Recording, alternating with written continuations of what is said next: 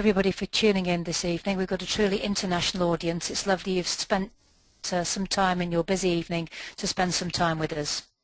What I want to do as we start is I'd just like to do a quick acknowledgement to Dechra, who have been absolutely fantastic in helping us do some of the research that we're going to present to you tonight. And also, which I think is equally important, I'd like to acknowledge their support and also the fact that they're going to allow me to share with you some of the data which actually includes data from some of their competitor products. And there's not very many drug companies that actually allow us to do that. What I'm going to do is I want very briefly just to talk a little bit about the ear anatomy, just as a run into our approach to diagnostics and management of ear disease. An anatomy of the ear is a really important factor that we need to consider. It allows us to visualize when we're looking down the ear the various structures that are there, and particularly important when it comes to flushing the ear canal itself. If we look at this diagram that you've got in front of you here, there are a whole range of structures that we need to be aware of when we're actually flushing a dog's ear. The sort of structures that we need to think about are, of course, things like the tympanic membrane, which you can see hopefully here. We need to think about the malleus, which is obviously the first of the ear ossicles, and we need to stay well away from that when we're flushing the ear canal itself. And also, if we're going to put a flushing tube down into this large area down here, the tympanic bulla, we need to make sure we stay away from this very important structure here, the round window. So when we're coming down the ear canal, when we're putting a flushing tube down our ear canal, what's really important is we don't move along the top, as you can see here from this arrow. We actually angle it along the bottom of the canal, and then as we advance our tubes into the canal, we go through the bottom, so we stay along the bottom of the canal, angling our tubes down into that tympanic bulla. The other thing I want you to notice when you look at this particular diagram here is the size of the tympanic bulla, which is absolutely enormous. When we're looking at treating things like otitis media, one of the reasons why we see failure of therapy is because people fail to appreciate the size of this structure down here and how much fluid we need to put in it when we're actually treating this particular area. Let's look at the structures of the tympanic membrane in a little bit more detail.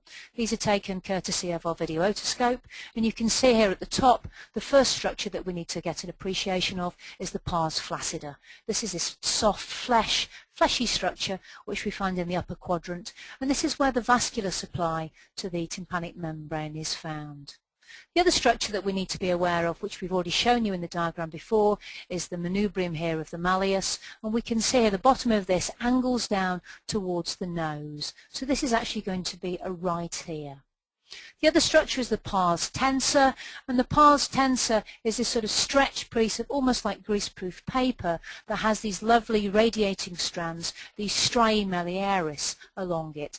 And it's important, we'll show you some close-up in a second, to get an appreciation of the normal structure of the pars tensor, because these are often lost when the eardrum is damaged or if the eardrum is healed.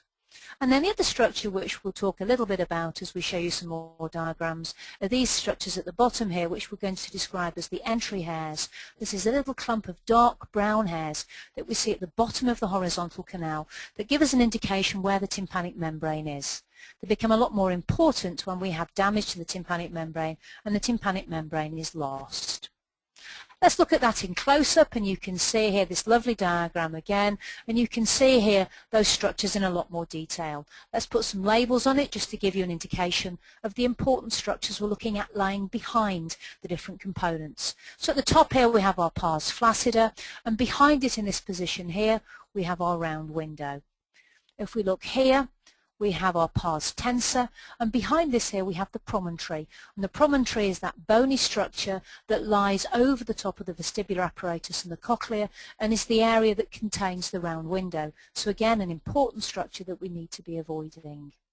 Down here we've already shown you the malleus, and then here you can see very clearly that this clump of entry hairs that are crucial when we're orientating ourselves in the canal.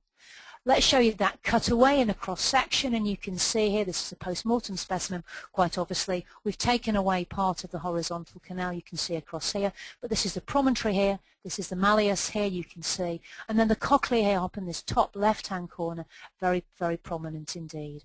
So important structures we need to avoid when we're looking at flushing out this dog's ear. Let's talk then about the meat of today's talk, really, what we're going to do when we're approaching our case of otitis externa. And what we do is we can divide our data collection into 5 key steps. We need obviously to talk to the client. It's crucially important that we take a good history from our clients. We need to look at the whole animal. It can give us little clues, for example, if we've got a dog with thyroid disease, if for example it's bradycardic. The ear pinna gives us a lot of information. Many of the primary lesions are found on the ear pinna first. We need to look at the ear canal and of course the eardrum. And then crucial, something that we often miss out, is we need to look at the discharge. Why are we doing this? Well, we need to do this because we're looking at a variety of different factors. We need to try and establish, if we can, the primary triggers. And we know for every single case of otitis externa that we see in practice, there will be a primary inciting cause. This is the reason why the dog has got the ear disease in the first place. And the more chronic the disease becomes, the more important it is to actually identify these primary triggers. We know in probably 70% or more of cases, allergy is a primary inciting trigger for disease in the dog. Predisposing triggers are things that we also need to be aware of, and we know that conformation is very important, but it doesn't cause disease in its own right. So the conformation of a spaniel's ear, the fact it may have a hairy concave pinna, the fact it may have a hairy canal, is not the reason why it has disease. We also know treatment effects are very important too. Inappropriate use of very acidic cleaners, very astringent ear cleaners, overuse of antibiotics can actually predispose animals to disease. And then the perpetuating triggers, which are often the ones that we recognise, infection. Infection, though, occurs secondarily to those primary triggers. So when we're managing our cases of Malassezia or Staphylococcus or Pseudomonas, we need to be aware there's a primary problem underlying it. The other factors we also need to think about are cases where we have otitis media and where we have chronic change in the walls of the canal, because these are also factors that we need to address, and these are also factors that we need to treat adequately when we're working up these cases and we're managing these cases. Let's just look at a few examples of these. This is an ear canal of a dog that's got a recurrent staphylococcal infection. And this is looking down at the bottom of the canal. You can see here, as we've shown you before, this is the tympanic membrane, the pars flaccida and the pars tensa. There's a lot of erythema in this dog's ear. There's quite a lot of swelling here of the pars flaccida. But to get clues as to why this dog may have a recurrent staphylococcal problem, we need to go back a couple of stages, or we need to have a look at the dog's ear pinna. We look at this, it's typically erythematous. We can see here there's no real evidence of primary lesions. There's no evidence, for example, of comedones on the lining of this, on this ear pinna itself. There's no pustules, there's no papules. There's no crusting around the periphery of the external pinna here, as we can see, as we might see with something like scabies. Let's go back another step and look at the dog itself. So Dog de Bordeaux, a breed we see very commonly through our clinic, and it's giving us those telltale signs. You can see here we've got periocular alopecia, we've also got some erythema and alopecia around the eyes. And our differentials for this dog, once we go back and look at the rest of its skin, would have to include, of course, allergy, dermatocosis, perhaps Malassezia. But when we look at the whole picture of the ear, the dog, and this very erythematous ear pinna, this dog's almost certainly going to have allergy underlying its staphylococcal infection, which allows us to go away and work that up. Let's look at another one. This is a dog with a recurrent Pseudomonas, otitis externa, and again we need to look at primary triggers for this dog. Let's look at the ear pinna. It's very different to the one that we've just shown you. This one has primary lesions on it. This one has primary crusted lesions. There are pustules, there are crusts here as well. And when we go back again another step and have a look at this dog's nose, this dog has very florid lesions on its nose. It's got crusting, it's got ulceration. It probably helps a little if we tell you it's an Akita. This dog has pemphigus foliaceus. Pemphigus foliaceus in the Akita commonly affects the nose, commonly affects the ears, and doesn't always affect other areas of the skin, and will predispose these animals to a Pseudomonas infection. So the primary trigger here is an autoimmune disease. A third final example for you, this is a dog with recurrent Malassezia infections, and this dog is showing a range of these perpetuating factors. It has infection with Malassezia, it also has chronic change in the lining of its canal. And what you can see here is we've got glandular hyperplasia lining this canal, this typical cobblestone effect that's present. There's also no tympanic membrane as well, so it has three different factors that are perpetuating the disease. We need to deal with its Malassezia, we need to deal with this Pseudomonas gland hyperplasia, which is going to involve probably topical and systemic steroids. We need to address the fact that it doesn't have a tympanic membrane. Let's backtrack a little bit, look at the animal, let's look at this ear. We've got this typical Malassezia pattern on the ear, and we can see here if we look at our third picture, this is the breed. This is one of these bassets that's got a really horrendous atopic dermatitis and secondary Malassezia as a result of its atopy. So our primary trigger here again is going to be an allergy that we need to investigate. So let's have a little bit more detail about the tympanum. The tympanum is a very crucial factor when we're deciding on treatment for our dogs. Obviously, if the tympanum is ruptured, it's a very easy assessment to make if we can see it. We need to be choosing medication that we know is going to be safe in that dog's middle ear. If the tympanum is intact and it's normal, again, the decision on therapy is fairly easy. We don't need to worry about ototoxicity because we can see that tympanum and we can be fairly happy that medication isn't going to get into that middle ear. The problem occurs, though, is when we have an intact tympanum, but it's abnormal. First of all, in these cases, we may want to do myringotomy, we may have an abnormality in the tympanum, and these dogs may well have signs of otitis media underlying their disease, which may well perpetuate the problem. Let's look at a few examples here. This is one of these cases where we've obviously got damage to the tympanic membrane. You can see here at the top, this is where our pars flaccida should be, and there's obviously damage here. Also, if we look below it, you can see that we've lost those typical striations that we'd normally see on the pars tensa, showing that probably this dog's had a previous episode of ear disease, and there may well be otitis present.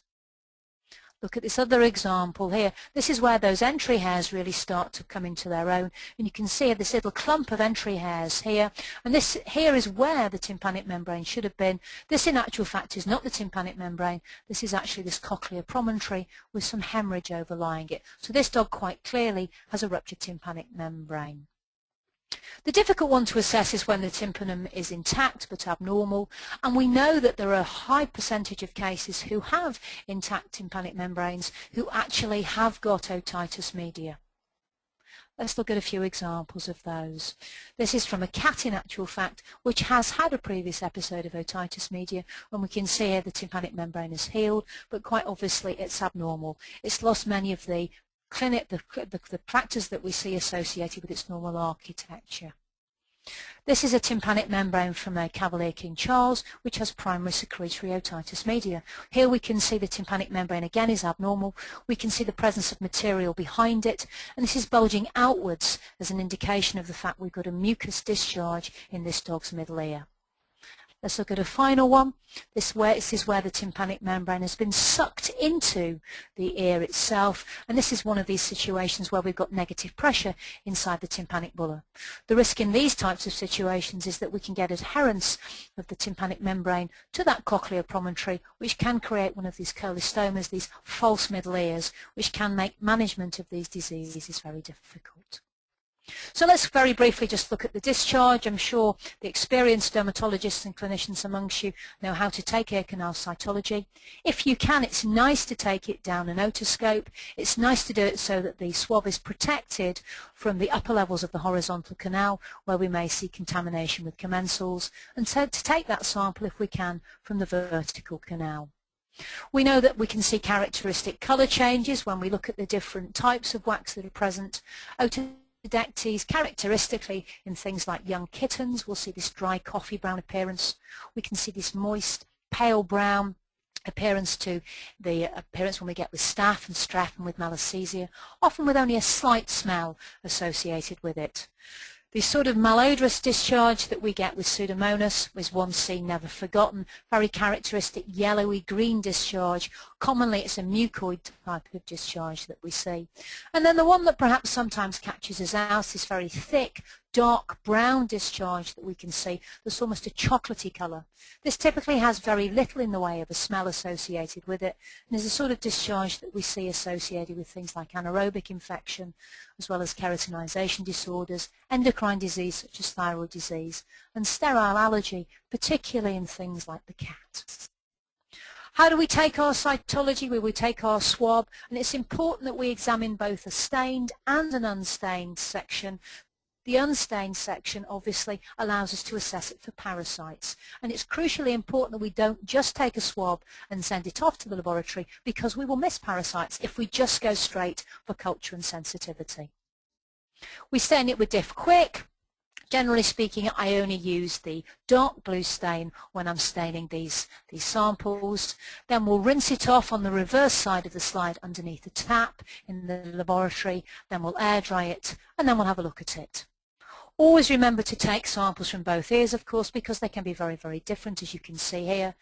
And you can get an indication as to what you're going to see down on the cytology just by the way in which the stain is taken up. And what you can say here from the sample on the left-hand side is very clearly this is taken up very little stain. This is still going to be worthwhile looking at. The one on the right-hand side, though, has obviously got an awful lot more cellular material on it because this is staining blue. And we need to scan this slide, first of all, on low power just to get a feel for the cell types that are there before we would consider putting it up onto, for example, an oil immersion lens to have a look at it in a little bit more detail. Let's have a look at what we'd expect to see from normal cytology from a dog. This will be the typical picture that we would see. We'll see a few squames here, as you can see, a little bit of debris, but essentially this will take up very little stain. You may see the occasional bacteria, you may see the occasional yeast. And this is what you might see from a normal dog's ear canal, but you may also see this in the early stages of allergy, because in the early stages of allergy we've got an edematous, hyperplastic canal, but the ear has not necessarily colonized with bacteria at that stage, so don't be fooled. This does not necessarily mean this dog has got a normal ear, so the cytological findings need to be taken in concert with what you're actually looking at down the ear canal itself. This is one of the things that we might see with cellular patterns on the sample, and typically we may see something like this. This will be what we'd expect to find from that Akita that we showed you before, and you can see here a variety of different cell types. These smaller cells you can see here in the background are neutrophils. These are relatively non-degenerate, and there's no real evidence on this sample of bacteria. These larger rounded up cells, these dark blue and pale blue cells that you can see are acanthocytes, these typical rounded up epithelial cells that we see released into pustules in cases of pemphigus foliaceus. This is another thing that we might find when we're looking at cytology, and even though you might not recognize the cell type here, I would hope you'd recognize they're not normal. Large numbers of mononuclear cells here. Occasionally we've got some neutrophils here in the background, but again, no signs of bacteria. These are the findings we'd see in something like lymphoma. This is what we might see in cases of bacterial infection, and you can see here we've got these neutrophils. These strands here that you can see in the top right-hand corner extending across the section here are strands of nuclear debris which have been created by over-vigorous sample technique, where the sample has perhaps the swab has been rubbed across the slide rather than gently rolled across the slide. You can see here the bacteria, and these are characteristically what we'd expect to see if we have a staphylococcal infection. This isn't a gram stain. Obviously on a gram stain, the staining will be slightly different. This is what we might see in a slightly more chronic case, and what we're seeing here is we're seeing a mixed population of bacteria. And what you can see here is obviously little clumps of cocci, again, probably staphylococcus, and then in amongst these you can see these rods. Typically, when we're starting to see the disease move through to the chronic phase, we'll see a mixed infection with rods and cocci. But as the disease becomes more chronic, that population of bacteria will move through much more to a gram-negative colony. And what you can see here, this is purely populated with rods. Very, very degenerate cellular infiltrators you can see here. This is interesting. You can see this is a nucleated cell from the lining of the wall of the canal. We've got evidence of parakeratosis showing there's a quite dramatic inflammatory process taking place. This is what we might see with yeast, and yeast often stains very poorly. So the section that we showed you before on the left-hand side that failed to take up the stain could well have been a sample that had got a large number of yeast on it. Yeast particularly will produce this greasy discharge associated with ceruminous gland hyperplasia, and often you'll find that prevents, as you can see in some of these sections here, you find it prevents the yeast taking up the stain. Often you'll find them clustering on top of squames, as you can see at the top here, and again they take up the stain very poorly. So one of the tricks that you can do to actually be able to view these more accurately is to take the light source down to create a little bit of shadow on the sample, and then you can actually see them almost silhouetted on the samples in front of you. Parasites, Otodectes, of course, are things we tend to find more commonly in cats. You can see on this section here we've obviously got 2 mites here in amongst the earwax. Demodex, though, is something that we want to be sure never to miss, mostly because it changes the way in which we're going to manage these cases. Dogs who have Demodex in their ears obviously need to be managed very carefully, and steroid usage, whether we're using steroids systemically or we're using steroids topically, need to be chosen with an enormous amount of care.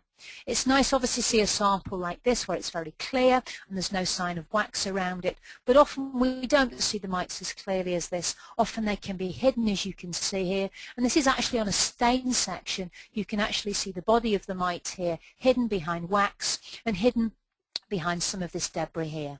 So it's important when you look at these samples in the first instance, as we've said, not to go straight onto oil, to scan the slide first at low power, looking for these silhouettes of mites that can give you an indication that we have parasites present.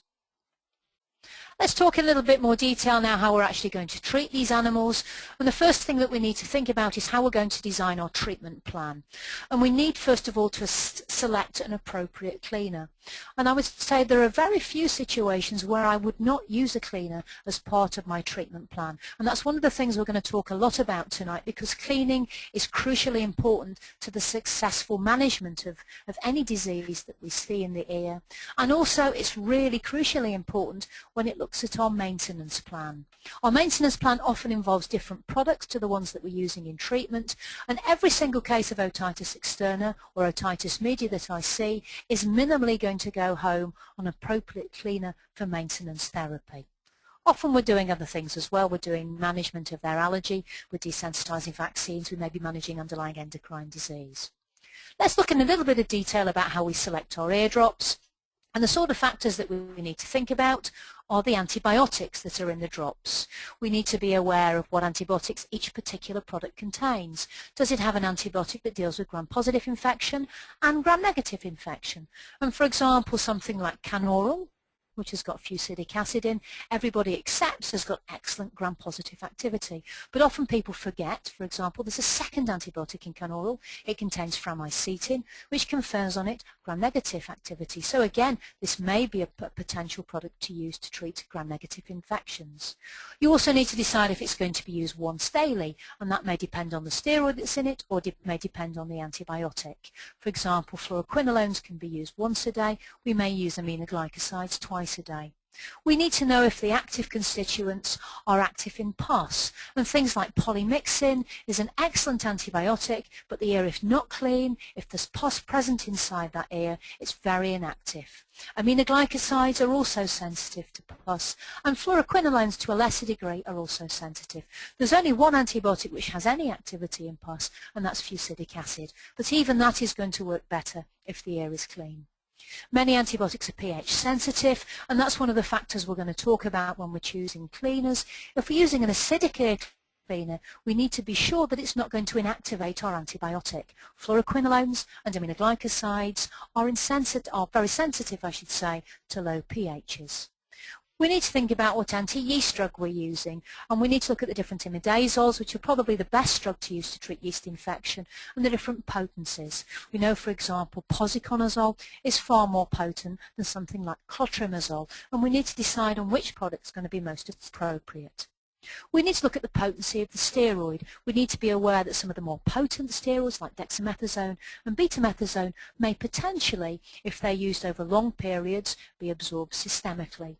We also need to be aware, for example, that something like prednisolone can be used in an ear, but it doesn't have the potency of the more potent steroids like dexamethasone to treat things like severe swelling of the canal or things like Pseudomonas gland hyperplasia. So different steroids have different abilities to treat those disease processes, and we need to be looking at the different steroid in association with a different yeast product. And of course, if we've got parasites there, we need to consider which components of our drops have antiparasitic appearance. When we're looking, of course, at the ear cleaner, there are two real criteria that I need to be considering when I'm choosing my ear cleaner. We need to look at the canal and we need to look at the drum.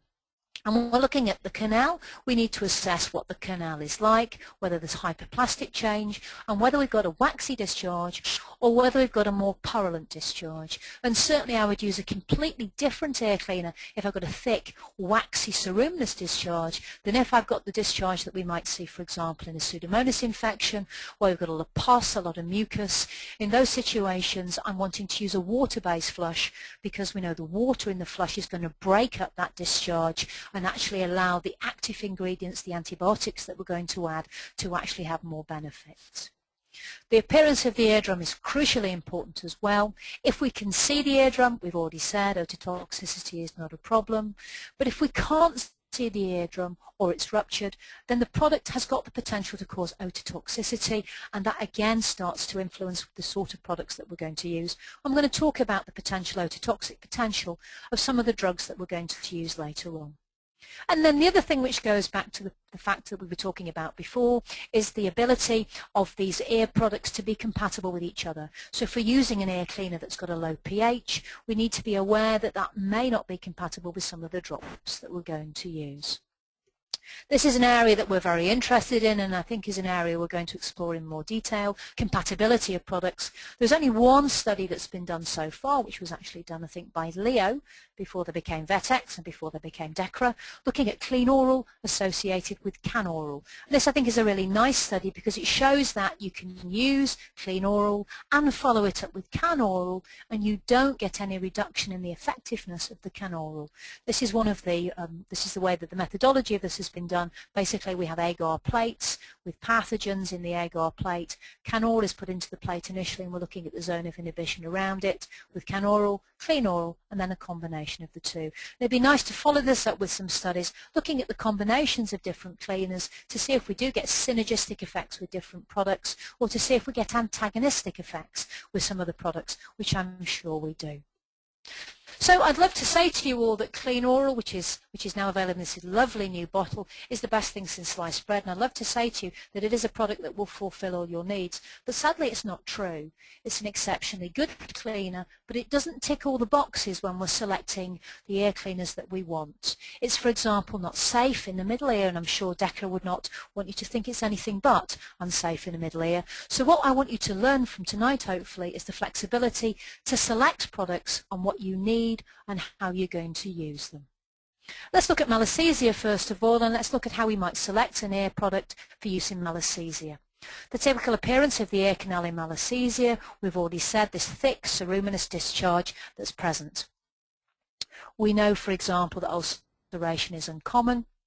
We know we can see quite a lot of erythema and swelling, and we know this in acute cases, particularly where the disease is not complicated with bacterial infection, the eardrum tends to be intact.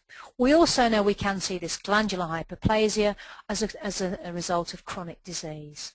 This is typically what our discharge might look like, and these are the sort of changes that we see in the ear. As this ear becomes progressively more waxy, we get a build-up of wax, and we start to see, as you can see in this third picture, this glandular hyperplasia that's very typical, particularly in some of the breeds that are susceptible to this problem. Things like spaniels, things like bassets will commonly see this hyperplastic change. So what sort of products, so what sort of qualities are we looking at for an ear cleaner when we're looking to treat Malassezia?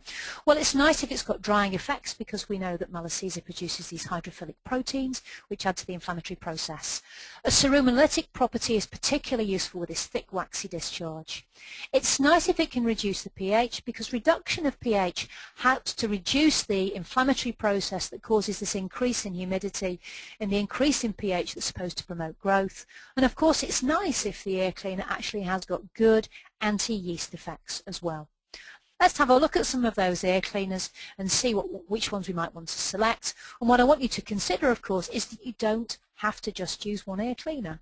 Certainly we now know that we use often 2 shampoos in combination to produce perhaps antipyretic effects and antibacterial effects. It's useful often to combine ear cleaners to get the activity of both of those. These are some of the cleaners that we're going to look at, and what I want you to see from this chart is the various components of those, and also what I think is really interesting is an indication of the pH. And these are the pHs measured within a laboratory situation as the product came out of the bottle. And what you can see here, Sanserum's got a very low pH, as certainly we have with Otoclean, and they all contain a variety of drying agents, for example, like lactic acid and salicylic acid. They also contain a variety of different ceruminolytic products. Squalene's a very potent ceruminolytic product. We have here in Cereslov the sodium docosate, which is a potent ceruminolytic, as we have down here in Epiotic. Many of these others though also have ceruminolytic capacity, so propylene glycol you can see here in Otoclean, also in Clean Oral tends to produce really good cleaning properties as well. And we also know potentially many of these products may have some antibacterial and anti-yeast products because they've got acids in. Clean Oral, for example, has got alcohol in. We know that PCMX and Trizi-DTA are monosaccharides. Triz is found in several of these products, may have antibacterial properties as well. And what we were interested to see was to look at these different cleaners to see whether they had activity against different bacteria and different yeast. And this is a study that I've done in combination with Stephen Steen, who's at Abbey Veterinary Services down in Devon in the UK. And the way that we performed this particular study was to look at confluent growth of microbes on an agar plate. Stephen then put small 10mm diameter wells cut into the agar plate, and then we decanted a small amount of each of these ear cleaner into each of these wells. What we then looked at over a 24-hour period, we looked to see if we had any inhibition around the well, suggesting that that ear cleaner had antimicrobial activity. And anything that had a reading of more than 10mm we suggested has a positive effect. And obviously the bigger the zone, the more we thought that ear cleaner produced antimicrobial activity. This is one of these plates. You can see we've got 4 ear cleaners on this plate. You can see the 2 at the top have very little activity against whatever the microbe is on the plate. The one down in the bottom right-hand corner here has quite a small zone of inhibition, and this one at the bottom here is showing very good antibacterial properties. So this is just a small selection of some of the results we had from looking at Malassezia, and I've given you a little snapshot of some of the data, not just to show you the results but also to show you there's a marked difference between the different products and the different strains that we use. And this study, which we're currently writing up, we use 50 different strains for all the different bacteria that we looked at. The main part of the study was looking at Malassezia, Staph and Pseudomonas. So there are 50 different isolates that we took data from, and what's interesting is looking across the line at the difference in the susceptibility. So for example, if we look down here at the bottom, you can see, for example, Otidine has a potency really of only 20 units on this one, where it has a potency of 40 on another of the isolates. The figures at the bottom though show you the averages of each of those different products, and you get a fairly good indication that many of these air cleaning products do have good activity against yeast. The Sanserum does, the Malassezia, Clean Oral has, Cereslov has, Otidine not quite so good, and then Epiotic. What I think is really interesting is that Otoclean, which has a very low pH, doesn't necessarily confer good anti-Malassezia properties on it. And what's also interesting is Clearotic, which actually contains squalene, has absolutely no activity at all against yeast. But this is obviously one of these ear cleaners that has other properties associated with it. And I want to talk a little bit more about that now when we talk about these typical ears that we see in a Malassezia disease. We know, of course, that we've looked at cleaners and they have the ability to kill yeast, but what we know is that unless the medication actually reaches the organisms, we're never going to see the benefits. So cleaners with good, potent ceruminolytic activity are going to be a huge advantage in many of these cases. The problem that we have, of course, is that when we've got an ear that's full of a thick, waxy discharge, we don't always know if the eardrum is present, and therefore when I'm selecting a product that's got good ceruminolytic activity, I want something that's going to be safe, if possible, in that middle ear. This is quite an old study that was done in 1997, and this looked at 4 different ceruminolytic products, as you can see here. Looked at squalene. This is the sodium docosate that I showed you before, carbamide peroxide, and then triethylolamine. And what we can see here from this study, that each product was distilled into the middle ear, and interestingly this was done in dogs, so it's a nice study because it's actually relevant to the species that we're dealing with.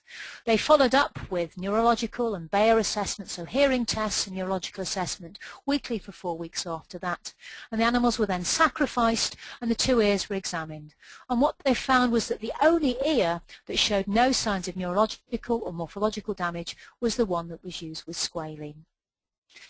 So here we have a point in fact. We've shown you that the cerumoral, which is the equivalent of the clear otic, has very poor anti-yeast activity, but what we can say about it, it's an excellent cleaning product and it's very safe inside a middle ear. So it would have to be the product that I would reach for at an early stage when I'm cleaning these ears. Let's summarise those for you. Let's look at those different factors that we looked at before in our first slide. If we're looking at products with good anti-yeast activity, we can see we've got 4 ear cleaners from that study with good anti-yeast activity. We know a variety of them have got low pHs, Sanserum, Otoclean and Malacetic, but what was interesting is that the low pH did not necessarily confer anti-yeast activity. So I have to say a reduction in the pH I don't think is a criteria that I'm particularly concerned about when I'm looking at treating these animals. We know that when we're looking at products with good serum-lytic activity, we have sodium docosate as a potent serum-lytic agent, which is found in Epiotic and Sorosolve. But we know that only the serum oral, which contains the squalene, is safe if the tympanic membrane is ruptured. And we know that most of these products have got drying agents in them. So I think the selection of ear cleaner that you're going to look for when you're deciding what to use very much depends what the ear looks like. And certainly if I've got a dog with a thick, waxy discharge in its ear and I can't actually see the eardrum itself, then I'm going to look at serum oral as my first line ear cleaner. If I've got an ear that's not quite so waxy and I'm looking at a product that's got mild serum-lytic activity, then probably these products would fit the bill really quite nicely. But only Malacetic otic of those 4 products we know is safe if the eardrum is ruptured and the middle ear is actually exposed. So essentially you need to have the flexibility to use the products that you feel are most suited to this animal's particular requirement. Let's look a little bit about gram-positive infection now. And let's look at the discharge and the typical appearance of this ear in a gram-positive infection. We know we've got a purulent discharge rather than a waxy discharge. We know these animals have really quite sore ears, ulcerations often present, and we know that as the disease becomes more chronic, it becomes far more likely that these dogs have got damage to the tympanic membrane and a ruptured tympanic membrane progressing to otitis media. What properties are we looking at for an ear cleaner to treat staph infections? Well, certainly with an ulcerated, swollen ear, that needs to be a gentle ear cleaner. A reduction in pH is useful to try and combat this increase in pH that we see due to the inflammatory process, but that cannot really be at the expense of making this dog sore, because what's really important is the dog tolerates the ear cleaning product that we use, and I tend not to use cleaners, I should say, with a low pH if I've got an ulcerated ear canal. It's also nice, of course, if that product has got antibacterial properties as well. What sort of products are we looking at? What sort of components?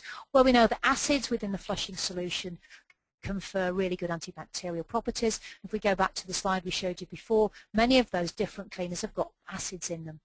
We know chlorhexidine is excellent as an anti-staphylococcal agent, and we know when it's used at low concentrations it's not ototoxic.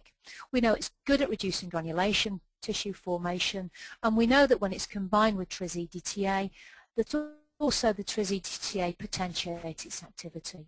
We know alcohol also may well have antibacterial properties. We know that PCMX and possibly monosaccharides may have antibacterial properties. So if we go back and look at these products again, you can see there's a whole range of different factors here that may confer antibacterial activity on these different ear cleaning products. We've got the presence of acids we can see here in a variety of these products.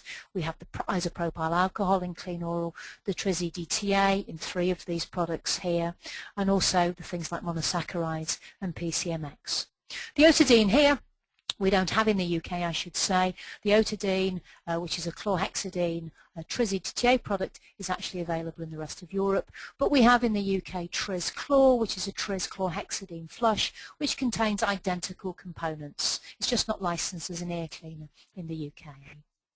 Let's have a look at some data again from our study, and again this is taken from 50 different isolates, and again I've just plucked some of the data just to give you an appreciation of the range that we actually see with these different products. And again I think this stresses why it's really important to look at multiple isolates when we're looking at this sort of data, because we've got quite a dramatic range in the variability of how well these products work. So again, if we look at the second lie down, we can see Clean Oral has got absolutely excellent activity. Although it's got good activity for the most part, it's not as good with some of the isolates as it might be on this line here. Similarly, for example, on the bottom line, Malassezia has got good activity, but it's not as good higher up. So I think it's important to look at large amounts of data, and then looking at the averages of these products, we get a better idea of how well they work when we're actually assessing them. And what again is interesting, a lot of good activity for Sansera, Malassezia, Clean Oral, Surasolve, Otidine, that's the trischlorhexidine product.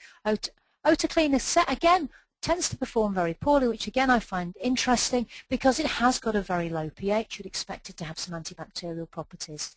Epiotic, though, also performs very well. Overall, though, they all seem to have some degree of antibacterial activity, with the, of course, exception of the Clearotic, the squalene, which is a very poor antibacterial product and is not a product that I would use in a bacterial infection. Its main aim is as a dewaxing agent in these thick, waxy ears, as we've shown you before. What I want to think about very briefly now is what we do to manage these cases if the infection hasn't responded to therapy. Could it be we've got a primary trigger that needs to be addressed? And of course one of the reasons why we see failure of treatment in these animals is because we've got a dermatocosis or a severe allergy underlying it. But the other thing I want to think about is I want to think about when we may well have resistant bacteria present. And what I want to think about, and one of the reasons why we started looking at some of the studies that we have done, is to look at the use of antiseptics in the form of ear cleaners to try and treat some of these multiply resistant bacterial infections, rather than looking at more potent antibiotics and rather than looking at the overuse of antibiotics. And if we can use some of the antiseptics, some of the cleaners that we have available to us, hopefully it can minimize some of the resistance problems that we're starting to see in practice. We know we're seeing both resistant gram-positive bacteria and we're also seeing gram-negative bacteria.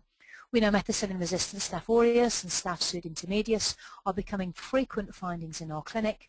And then the other bacteria that we're going to talk a little bit about is Enterococcus faecalis, which we're starting to recognize more commonly as a pathogen. We're also going to talk about Pseudomonas infections too. We're going to talk about that in the third part of our management a little bit later on. Let's think about when we're going to be suspicious that we've got a resistant bacteria.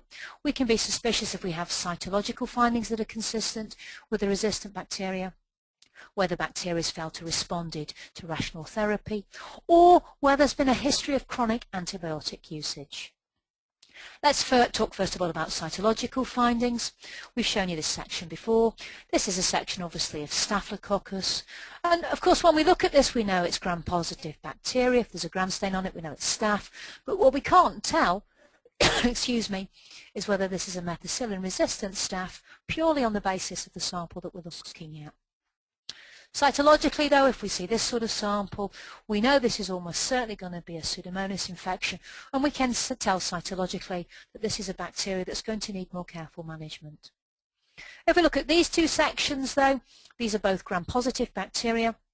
The one on the left-hand side here, though, is Staph aureus. Again, we can't tell if it's methicillin-resistant or not, but this one is one that we're starting to see, the one we've talked about before. This is Enterococcus faecalis. Slightly different to Staph aureus on sections. You tend to find the staph tends to occur in clumps. Enterococcus faecalis tends more to be like little strings of sausages. It's not quite as round as the cocci are on Staph aureus and has this very characteristic appearance here. When we're starting to see Enterococcus faecalis on samples again, this should be starting to ring alarm bells, because this is one of these bacteria that tends to be quite resistant to topical therapy. When else are we going to start to worry we may have a suspicious resistance, a bacteria present? And that's when we've got failure of response to rational antibiotic therapy. And what we know as far as this is concerned, we know we may be dealing with methicillin-resistant staph. We know methicillin-resistant staph carry this MEK-A gene, and we know this MEK-A gene confers this multiple resistance pattern to these bacteria. We know they're resistant to a whole range of different bacteria, including, of course, penicillins and cephalosporins. but we also know they have resistance to a range of other bacteria, particularly aminoglycosides, fluoroquinolones. Things like fusidic acid, mupirocin often are ineffective. So if we've got a dog that's had one of these particular antibiotics used in its ear, and we're still getting bacteria on cytology, particularly cocky on cytology, we start to think about methicillin resistance. So essentially in the UK, this might be a dog that's on, for example, Positex. It may, for example, be on Orizon. It may be on Canoral. It may be on Otamax or Easiotic. It may be on Suralan. If it's on one of those products and we think the products are being used appropriately with an appropriate cleaner and we've still got bacteria, we should be suspicious about methicillin-resistant infection. And so we should be aware, therefore, at this stage that if we then reach for more potent antibiotics, we may actually then create an even worse problem than the one we've actually got. And this was what stimulated the first of the studies that we did looking at ear cleaners. And this was ear cleaners looking against methicillin-resistant Staph pseudointermedius. And we looked particularly in this early study at 5 different products. We looked at Tris-EDTA, the aqueous solution, Sanserum, Epiotic, Clean Oral and Malassezia. And the methodology is the same as we've described before, looking at the zone of inhibition. Just small numbers of figures to show you here, but what you can see here is a marked variability, again, in the sensitivity of these ear cleaners. And you can see here that some of these ear cleaners have good activity to some of the isolates and very poor activity to some of the others. Tris tends to be very poor against staph. It's predominantly used for gram-negative infections.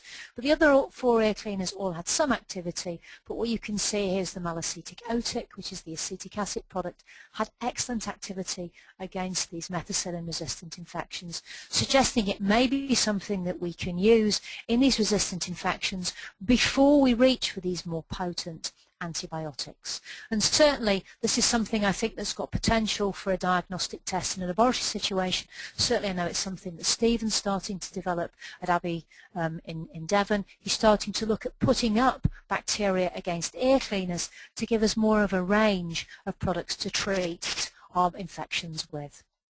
The third particular situation where we may think we have a resistant bacteria, maybe where we've got chronic antibiotic usage, and this is where Enterococcus faecalis is certainly starting to become a problem. We know this is a commensal of the GI tract in both humans and certainly in dogs, and we know certainly in human medicine it can produce life-threatening infections in hospitals. And we certainly know in man that long-term use of cephalosporins tends to lead to overgrowth of this particular bacteria. We know that we're seeing far more cephalosporin usage, certainly in the UK. We have the use of long-acting injectable forms of cephalosporins. We have a range of different cephalosporins in the form of tablets, both licensed and generic antibiotics as well, and therefore I think we have the potential for this to become a pathogen. And certainly we're starting to see it in pure growth in ears, and we've certainly seen it in dogs who have had cephalosporin therapy in the past. This is again another of this data looking at these different ear cleaners against Enterococcus faecalis. And again, this is a study that Stephen did for us pretty much out of desperation because we had very little to treat these animals with. Again, this emphasised the importance of looking at multiple isolates, and again this shows Tris is a very poor choice when it's used in isolation to treat gram-positive infections. Combined with chlorhexidine, it's probably a better product, but by itself it's not good. Sanserum, very variable activity, you can see here ranging from virtually no activity to good activity. Epiotic, again, a very variable activity, but interesting, both clean oral and Malassezia seem to have good activity against Enterococcus faecalis. I suspect it may be the isopropyl alcohol in the clean oral that confers its antibacterial properties, and it may well be in Malassezia it's the acetic acid which gives us its good antibacterial properties. But 2 products with good activity against this particular bacteria. So when we're looking at making assumptions from this, when we're looking at ear cleaners, I think what we can say is that many of the different ear cleaners have got good activity against staph.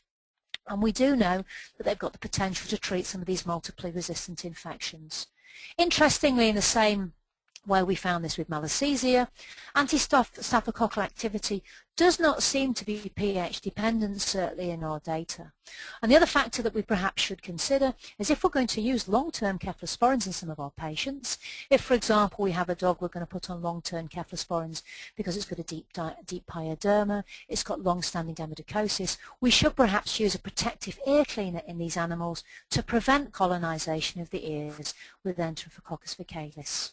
Certainly we're looking at larger studies to see what other data we can get, and certainly the other thing that we need to look at is not just the activity of the ear cleaners in an in vitro laboratory environment. Certainly it would be nice to extend these to see how they actually work in the ear canal itself when they're subjected to the environment that contains wax, that contains pus. How does that affect the activity of these different products? Finally, we're going to talk about Pseudomonas in our last 5 to 10 minutes, and we're going to talk about management of this. This is a disease that hopefully you see on a less frequent basis in your clinic than staph infections and Malassezia infections, but it certainly presents with a very difficult diagnostic challenge, and it's a very difficult problem to treat. These dogs are always painful, their canals are swollen, these canals are always ulcerated, and therefore selection of product is really important. Because these are chronic diseases, it's very unusual to see it in intact tympanic membrane, and I certainly think when we're selecting ear cleaning products to use in Pseudomonas infections, we should really be looking at products that have got a good degree of safety in the middle ear of these animals.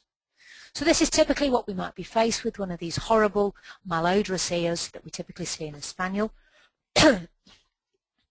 And what we're looking at when we're looking at ear cleaners, we're looking at something really that doesn't need to have potent seruminolytic properties. This discharge is not waxy, it's copious amounts of thick, mucopurulent discharge that need to be dealing with. This is a sort of appearance that we see. This is very like the sort of discharge that you'll see on the sleeve of a young child who's forgotten his handkerchief to go to school, this purulent discharge that's very typical of Pseudomonas. And what's really important is the water-based flushes help to break this mucus up, help to make it a lot less tenacious, that allows us to then remove it from the ears successfully. This is something that seruminolytics just really don't tend to do. So when we're looking at our flushes, what we need to be aware of is if we're using flushes in a conscious animal, typically this is the appearance of this dog's ear. It's raw, it's ulcerated, it's swollen. It needs to be gentle. If you use an astringent cleaner, something with a low pH in this conscious dog, you are going to make it scream in pain, and it won't let you put that ear cleaner in again. So we need to use something that's going to be gentle. It's nice if it's antibacterial, and it's nice if it reduces the pH, but if that compromises the animal and makes it uncomfortable, then I would probably stay away with it, or stay away from it. And certainly, as we've already said, it needs to be safe in the middle ear. This is looking at, again, some of this data from our study. Again, this is 50 different isolates of Pseudomonas, and the data that I'm showing you here at the bottom in red are looking at the averages excuse me, of those different products. And what you can see that some of these products are head and shoulders better than others. Sanserum appears to be good. Malacetic appears to be excellent. Otidine, this is the trischlorhexidine product, also seems to be very, very good. And these others have really quite poor activity against Pseudomonas when we're looking at them in an in vitro situation. Let's think about how we're going to clean this dog's ear, and this is something that will take time. This is something typically where I want the animal anaesthetized, I want it in the clinic, I want it tubed so we're not getting any leakage of flush solution down the back of its throat. And our initial flush will be made using water.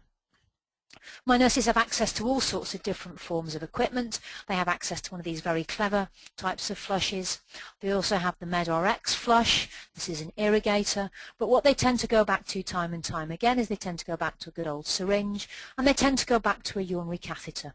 We use a Sitch French gauge catheter. This attaches to the bulb of to the syringe here, and this will feed down the working channel of the otoscope, down the canal, as we showed you in those first slides, over the lip there of the horizontal canal, and feed it deep down into the tympanic bulla itself. We use large amounts of water initially, as we've said. This breaks up the mucus, and it also allows us to flush out the middle ear effectively.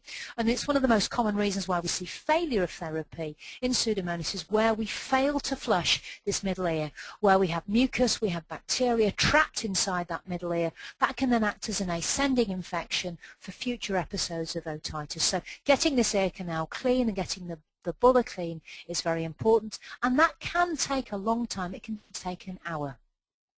Once we flush the ear out, the next thing we're going to do is we're going to put an acid flush in the ear, and my treatment of choice is always going to be acetic acid.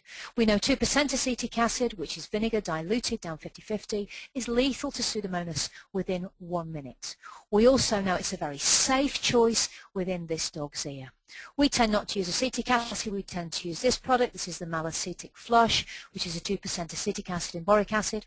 And we have a lot of data, which I don't have time to show you today, looking at assessment of these dogs with Bayers, looking at hearing tests, and we know that this is a safe product and doesn't cause problems when it's used to treat otitis media. Once we've put the acid flush in, the next thing we're going to do as the third part of our cleaning process is we're going to use something to neutralize the acidic flush that we showed you had a pH of 4.4, and we'll put a Tris-EDTA flush. We know this is very well tolerated in ears, and we know that this will potentiate the activity of a range of different antibiotics. The mainstay of many of the products that we're going to use in this ears, fluoroquinolones, things like enrofloxacin, things like marbofloxacin, things like aminoglycosides such as gentamicin are potentiated by Tris. It's got a small degree of antibacterial activity in its own right, but it's not a fantastic antibacterial product. Its real strengths are when it's combined with chlorhexidine in a flush, or when it's used as a base off license for use with antibiotics. It works in a very clever way. We know that it punches holes in the cell walls of these gram-negative bacteria, and what this effectively does is reduce the MIC. It means we get penetration of the bacteria into that gram-negative bacteria itself, and therefore if the antibiotics are penetrating the bacteria more effectively, it means that the bacteria is much more susceptible to the drugs that we're putting into the ear canal. There's also some suggestion that the Tris may affect the efflux pump, so not only does it allow the bacteria to be more susceptible to the antibiotic penetration, it also means potentially they don't eliminate the antibiotic quite as effectively as they would do otherwise. The products that we tend to use, the products we have available to us in the UK and are certainly now in other parts of the world as well, we have two products. We have the Tris Oral Flush, and this is just the straight Tris crystals, and these are what we will use as our initial flushing process, and these are what we'll use combined with antibiotics. We also have this Tris Chlor Flush, which is the Tris chlorhexidine product, which I find really useful for flushing out the ears. It confers, as we've shown you before, additional properties, antibacterial properties, and it's also something that I have great confidence to send owners home with, because we know it's safe in the middle ear, and it's also something we can use that's going to be very gentle as a flush prior to therapy with the Tris crystals, perhaps with antibiotics added to them. Once we flush the ear canal, we'll also instill some antibiotics and some steroids, and what we'll generally do this is instill these down the flushing catheter into the middle ear itself.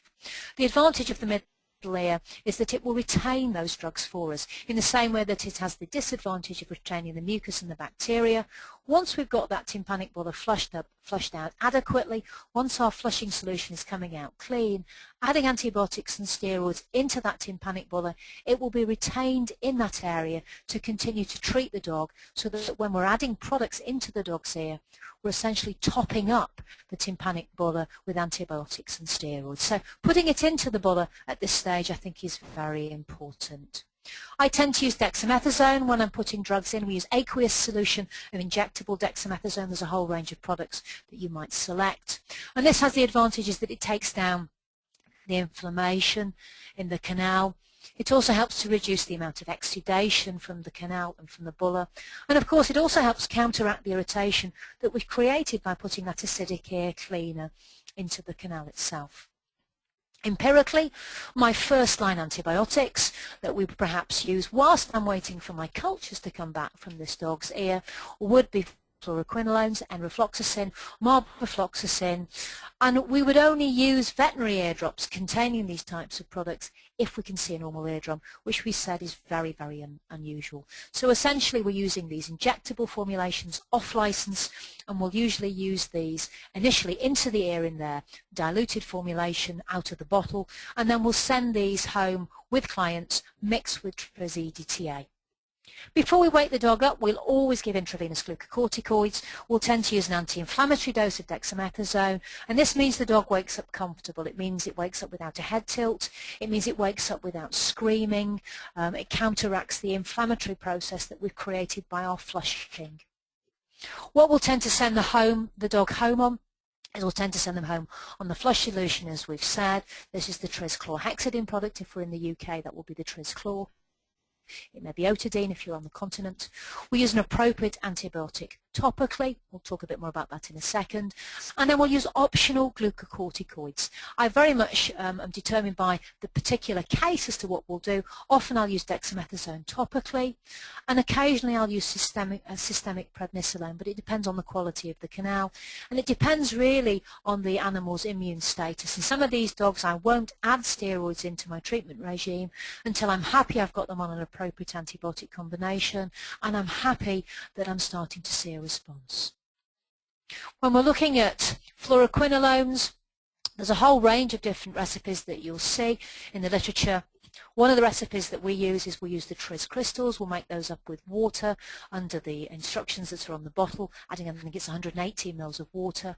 Then we use 12 ml of that solution, which we will then mix with our fluoroquinolones. We might typically use 4 ml of fluoroquinolone, or we might use 4 ml of the marbofloxacin, and then what we'll then do is we'll then put 1/2 to 1 ml into the affected ear once daily after we put the cleaning solution in. Many different dermatologists will use these antibiotics systemically. I don't use antibiotics systemically, though in these cases it's very rare that I'll reach for systemic medication.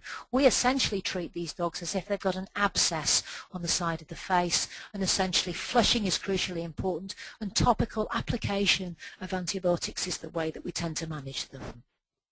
Steroids very much depends on the degree of inflammation. We'll add dexamethasone sometimes directly to the antibiotic solution, or we might add it to the antibiotic and tris solution that we're going to send our clients home with.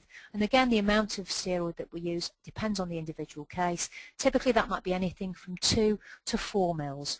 In a more hyperplastic canal, a more ulcerated canal, I might use more steroid than I would do in a canal that's slightly more open.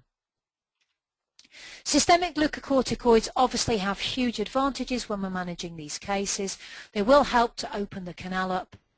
They'll certainly help to reduce the amount of mucus and pus that's produced, but certainly I would use them with care. If we don't have an appropriate antibiotic in place, I'd like to have an appropriate antibiotic in place, and that may be waiting until I get my culture back, or it may be waiting until I can assess that dog's initial response to medication. If I'm going to use steroids, I'll use either methylprednisolone or prednisolone, and I'll tend to use them at a full inflammatory dose rate of up to 1.5 milligrams per kilogram daily by mouth. We generally do that for 5 days, and then we'll cut to an alternate day regime after that. Once we've got cultures returned to us, then we may well switch therapy, but what I'll generally do is I'll assess the dog's progress before considering switching antibiotic therapy, because in many of these situations you can have a culture returned to you which shows you've got an intermediate sensitivity, or you may in some occasions actually find that the in vitro results are telling you that the antibiotic is actually of little use and the bacteria are resistant to it. But pre-soaking with the Malassezia to kill the bacteria, neutralizing that and potentiating the antibiotics with tris, you'll often find what may be a resistant bacteria actually works very well. And if the dog's responding to therapy, I won't generally switch antibiotics at that stage. I'll hold on to that information and use it if I need to, if we start to see a slowing down of that animal's response to therapy. Of course, we should always say when we're using these types of drugs that we are using them off license, and where we can we should use drugs via the cascade. It's difficult when we've got otitis media because nothing is licensed for otitis media, and therefore what we should try and do is to use the safest possible drugs that we can, taking into account recognized toxicity and relying on the experience of people who've used these drugs in the past and on accounts that have been published in the text. And with that, ladies and gentlemen, I'd like to thank you for your attention.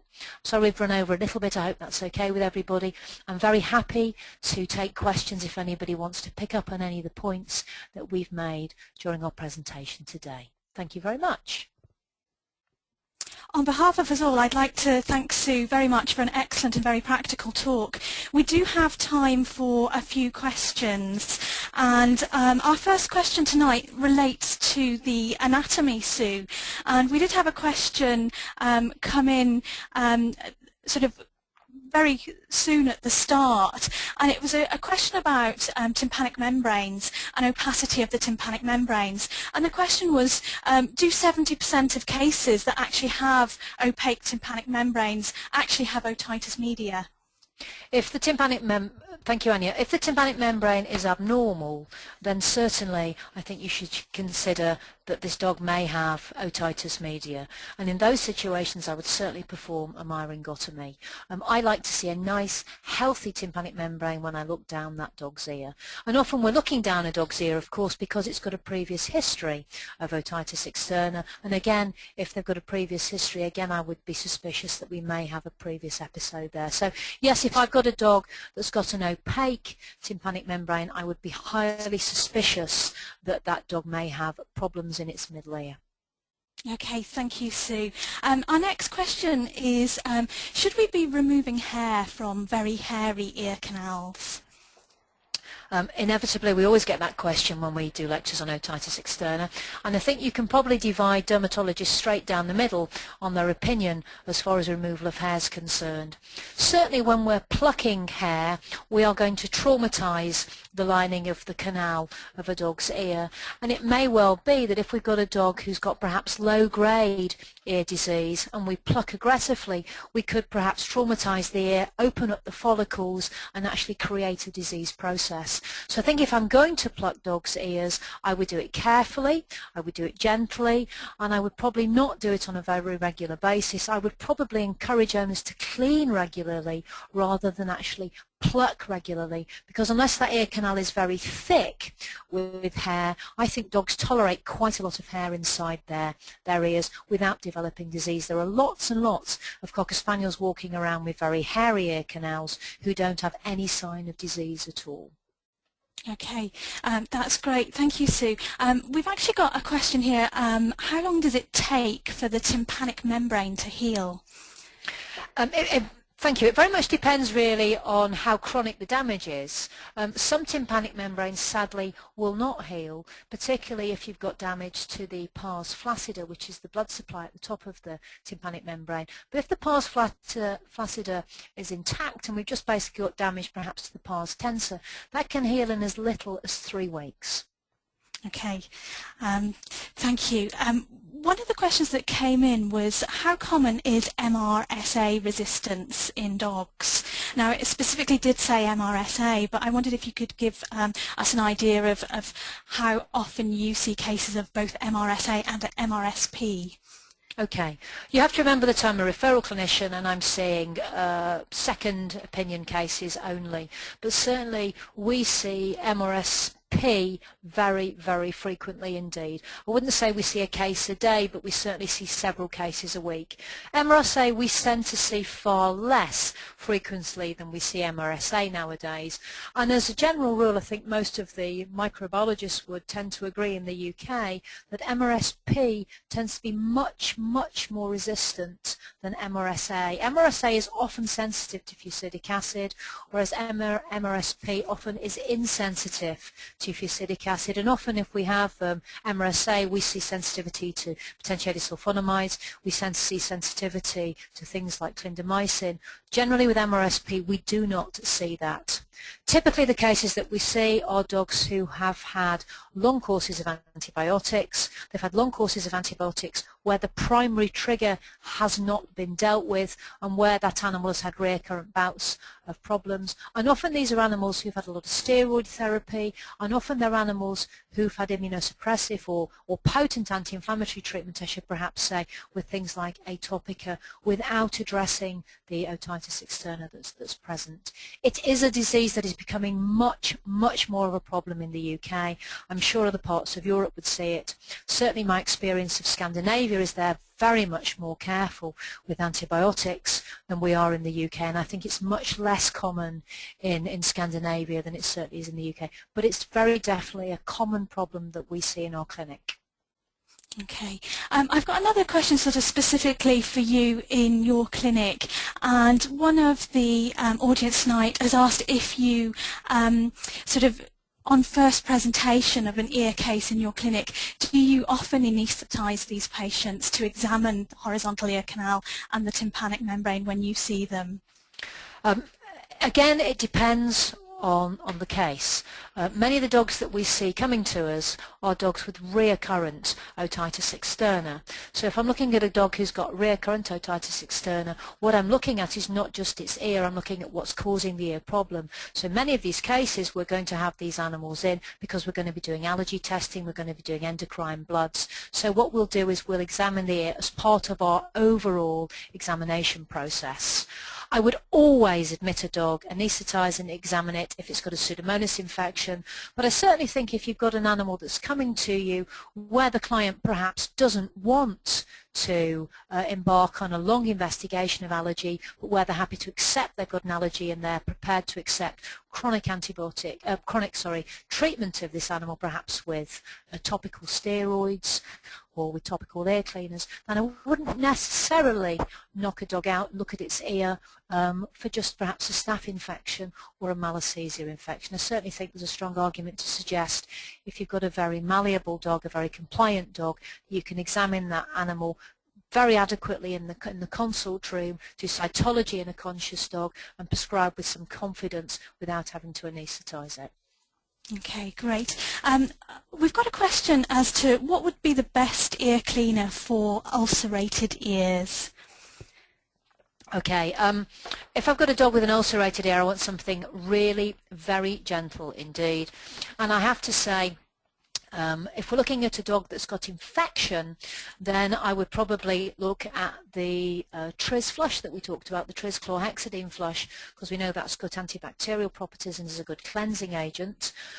Clean oral sensitive, of course, is very good for dogs who have sensitive ears, but we're not sure whether that's got good antibacterial properties or not. But certainly those would be the two products I would reach for, and I would stay away from malacetic in those animals because that tends to be quite astringent, it tends to be quite drying, and certainly I'd stay away from anything that's got a low pH, and I'd stay away from anything that's got a potent serum analytic in it as well. So I would probably not use anything with sodium docosate in, or as I say, with a low pH in those dogs. My favourite product would be the Tris chlorhexidine flush, which I really like and I find is very well tolerated in animals with sensitive ears. That's great, thank you, Sue. We've got a really good question that's come in as to how do you manage dogs where eardrops can't be administered to them because of their temperament? Okay, it's a difficult one, and there's a variety of ways in which you can approach that. I think what you need to decide first of all is what the primary trigger is for that dog's disease, because we see very commonly this sort of scenario. Typically we'll see German Shepherd dogs, typically we'll see Rottweilers that have allergy underlying their ear disease, and what we can do in these situations where owners genuinely cannot medicate their dogs is we may anaesthetize them, we may clean their ears, we may put some drops into their ears to start them off, and we may then in these situations use systemic treatment. This is perhaps one of the few situations where we might reach for that. But by managing these dogs' underlying disease, for example, by allergy testing and desensitizing them, you can actually often manage them without having to use any topical therapy at all. The other option that we have, which we use on occasions, is we use ear wicks, which are these little PVA sponges which you can put into dogs' ears after you've cleaned them and soak them in antibiotics and soak them in steroids. And things that we're doing far more regularly now is we're using a behaviouralist to work with us with these dogs. What we found with many of them is that these are dogs who have been hurt. These are dogs who've had, for example, a strongly acidic ear cleaner used in their ears when it's been ulcerated, when it's been sensitive, and they've allowed the vet or their owner to put it in once. They've been hurt, and as a result of that, they then won't allow subsequent application of drops. And what we found by using muzzles and clicker training and reward training with these animals, once we've made their ears comfortable, often by using, again, some systemic therapy, combinations of having them in, flushing it out, packing their ears, we can win their confidence again. We can actually get them back to be able to use eardrops in their ears on a long-term basis by, I say, rewarding them, winning their confidence, and going back to using an appropriate cleaner that they'll tolerate in an ear that's then been made comfortable. Okay, that's lovely. Thank you, Sue. We've had a really good response from the audience tonight with lots of questions. We only really have time for a couple more. Sue, the next question regards to, it refers to severely stenosed ear canals, and we're being asked, is there any point in trying to clean and put drops down those severely stenosed ear canals? Would it actually get down the ear, or is it better to treat the animal with systemic steroids first and then try to put drops down the ear? I think certainly if you've got a systemic, a stenotic ear canal, that you need to use some steroids first. You can use systemic steroids at the dose rates that we talked about, 1 to 1.5 mg per kg. The other thing that you can do is you can put steroid injections into the wall of the canal, and that's something that we will very often do. We use a long spinal needle, we use dexamethasone, and we'll put little, almost like little ring blocks around the wall of the canal that will actually act in those localized areas to open the canal up. And then the other thing that again we can do is we use wicks into the ears, and we'll soak those wicks in steroids to open the canals up. If the canal is chronically irreversibly damaged, though, particularly if the canal is calcified, then to be honest, I probably wouldn't bother treating it. I would probably look potentially towards looking at surgical intervention in those dogs. But if that change is not chronic and not calcified, then I certainly think with rational use of steroids, you can actually open these canals up and you can actually produce really quite enormous benefits. Okay, that's lovely, thank you. We've had a question that came in sort of really before you covered the full treatment for Malassezia otitis, but it's a really good question, and it's asking you what treatment plan you would use in a dog that does have a bad Malassezia otitis externa and a ruptured eardrum but no visible bacteria on the cytology. Okay, I mean, first of all, we need to look at primary triggers. That's really important. Allergy, certainly in young dogs. Think about Demodex in young dogs. Think about endocrine disease, particularly thyroid disease in older dogs. If I cannot see this dog's tympanic membrane, it's got a waxy ear, I will use squalene. So I'll use the serum oral, I think it's Clearotic in the States, as my cleaning agent first. I use it a lot, I find it very good, and it shifts wax like nothing else you've ever seen. It actually allows you to visualize the ear and to actually see what's going on. It's something we can send the owners home with. It's something we use with an enormous amount of confidence. It's the only ear cleaner that I would be happy with when the eardrum is ruptured, perhaps with the exception of Malassezia otic. The Malassezia otic I also think is very safe. The Tris products really are not man enough to deal with cleaning these dogs' ears. It then very much depends on how much Malassezia I've got. It depends on the state of the canal.